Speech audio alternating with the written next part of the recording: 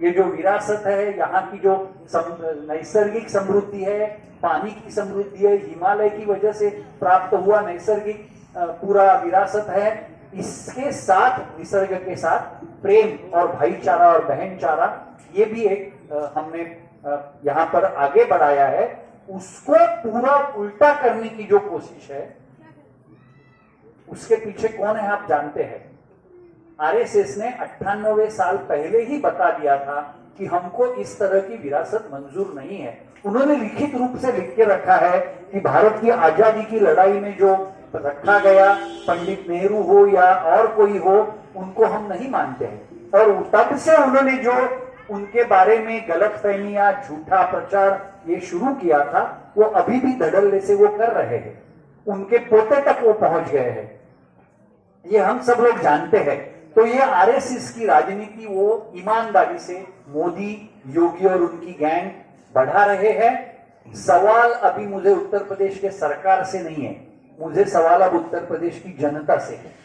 और जन आंदोलनों का राष्ट्रीय समन्वय में अगर जन है, पहले आंदोलन करने वाले लोग हैं अगर हम, तो हम देश में गंगा जमुना तहसीब का समन्वय चाहते हैं या बुलडोजर का आक्रमण चाहते हैं, ये निर्णय अभी पहले हमको लेना पड़ेगा। और उत्तर प्रदेश में जो निर्णय होगा उसका असर पड़ने वाला है। मैंने बताया आपको, दक्षिण से पहले ही गंगा उल्टी घुमाने का काम शुरू कर दिया है।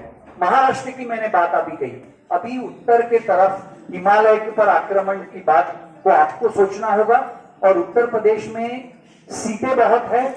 उत्तर प्रदेश में जो अरविंद भाई ने जिक्र किया, आने वाले दिनों में जो रीडिस्ट्रीब्यूशन होने वाला है, जिस तरह से आबादी के हैसियत से चुनाव क्षेत्र बंटवारे का काम होने वाला है, उसमें ये आरएसएस के लोगों की सोच है कि जो सांप्रदायिक विद्वेष वाली भूमिका वो रखते हैं और उसको उनका सपोर्ट जो उनको लग रहा है दक्षिण में नहीं मिल रहा है, पूर्व में कम हो रहा है, तो उत्तर और पश्चिम में वो बढ़ाने के लिए वहां से ज्यादा सीटें लाना और कायम कब्जा लोकतांत्रिक तरीके से भी भारत पे कमाना, ये उनकी साजिश है। ऐसे में इस राजनीति को अगर तोड़ना है तो उत्तर प्रदेश की जनता ने ये भूमिका लेना जरूरी है कि हमारी जो लोक संख्या है, हमारी जो मेजॉरिटी है, उसका इस्तेमाल हम सांप्रदायिक भेदभाव या फिरका परस्त राजनीति को नहीं होने देंगे और भाईचारे वाली,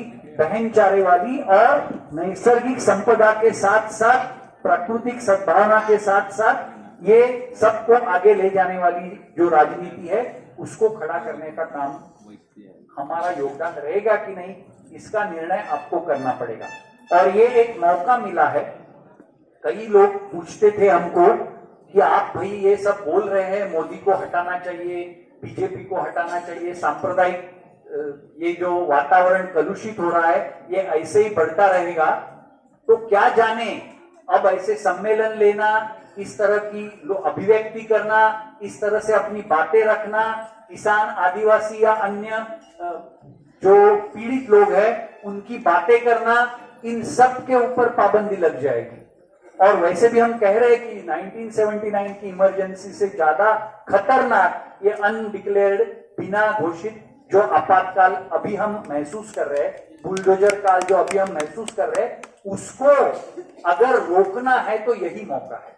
ये जो निकला है इनका वारू, उसको लगाम को खींचने की समय अभी आया है, क्योंकि इस बार अगर लगाम नहीं खींचेंगे और वो वैसे ही दौड़ता रहेगा तो फिर उसके पीछे हम कहां जाएंगे, ये इसका कोई भरोसा नहीं। ये मैं बहुत गंभीरता से और बहुत ही जिम्मेदारी के साथ कह रहा हूं। और इसलिए हमारी जो दैनंदिन राजनीति है, जिसको हम लोक नीति कहते हैं, लोक समिति के आवार में हम बैठे हैं, लोगों की राजनीति, लोगों के सवाल, राजनीतिक प्रभाव, ये सब चीजें जो हम कर रहे हैं, लेकिन अंततोगत्वा उसका एक छोर ये इलेक्टोरल पॉलिटिक्स में है। राजनीति में चुनाव की राजनीति भी अहम बात रखती है और उस राजनीति के बारे में, 2024 के बारे में हम सचेत होना और उत्तर प्रदेश से ही हम गंगा को उल्टा करेंगे, इस तरह का आपको दिखाना पड़ेगा।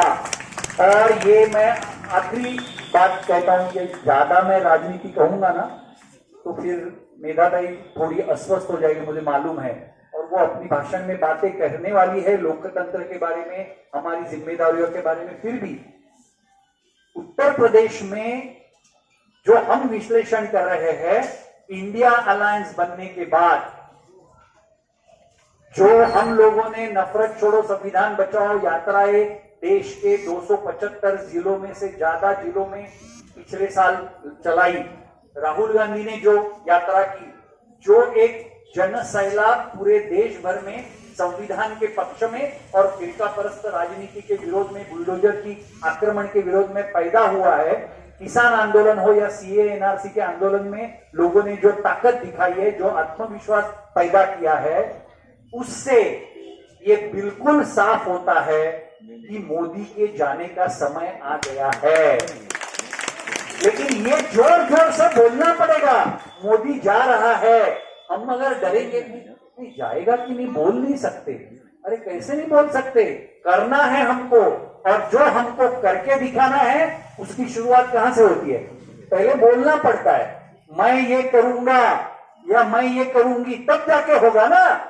तो क्या हम मानते हैं कि मोदी को हम यहां से भगाएंगे?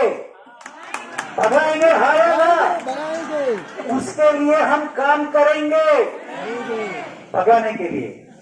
और इसके लिए मैं साफ शब्दों में कहना चाहता हूं कि इंडिया अलायंस का जो अकल आ गई है इनके लोगों में, अरुंधति कह सकती है, मेधाताई और ऋचा बहन भी कहेगी, और बाकी मुझे दिख नहीं रहे और कोई होंगे।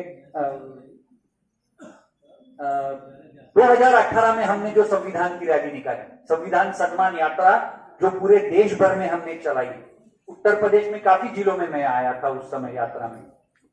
क्या हम कह रहे थे?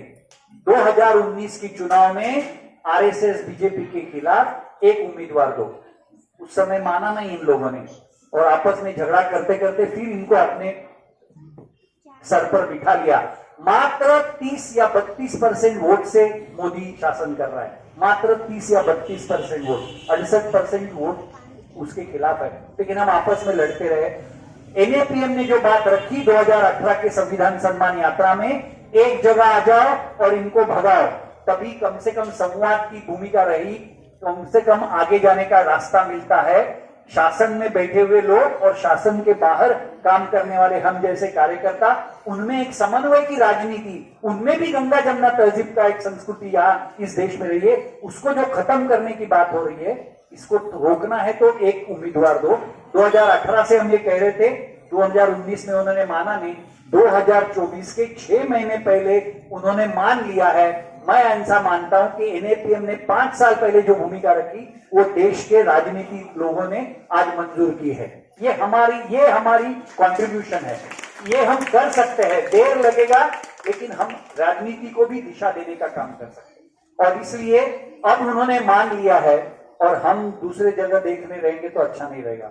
अब इंडिया के साथ उनके प्रभाव, उनके घोषणा पत्र पर प्रभाव डालना है, उनके उम्मीदवार कैसे ठीक से आएंगे उसके तरफ ध्यान देना है। लेकिन हमारे में से कई लोग चुनाव के दिन पता चलता है कि हमारे सारे हजारों नाम कट गए हैं, तो वोटर एनलिस्टिंग का काम हो, चुनाव में जो पहली बार वोट देने वाले हैं आज के नौजवान, मोदी जब सत्ता में आए तो 8वीं 9वीं कक्षा में वो थे, अब वो चुनाव में वोट देने वाले हैं, उनको हमारे साथ लाना, ये कई किस्म के काम हम कर सकते हैं। हमारे आंदोलनकारी तेवर कायम रखते हुए ये एक जरूरी राजनीतिक काम करने का बीड़ा उत्तर प्रदेश ने उठाना चाहिए, और उत्तर प्रदेश से ये जो बुलडोजर शुरू हुआ है उसको उत्तर प्रदेश में ही गाड़ के लोकतंत्र, संविधान और समता का माहौल निर्माण रखने में हमारा योगदान देना चाहिए। हम सब देशवासी इसमें उत्तर प्रदेश का साथ देंगे। जिंदाबाद।